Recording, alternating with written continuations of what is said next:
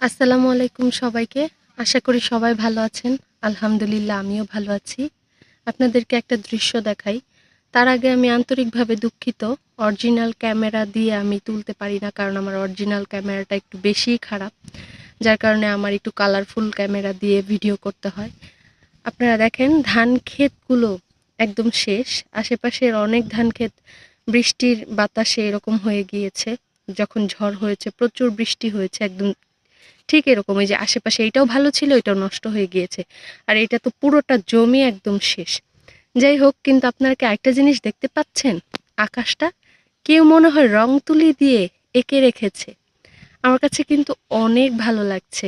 দেখেন আজকের সকালের আকাশটা এত সুন্দর, তার মধ্যে আবার ধান ক্ষেতের আশেপাশে ভিউটা একটু জাস্ট দেখেন।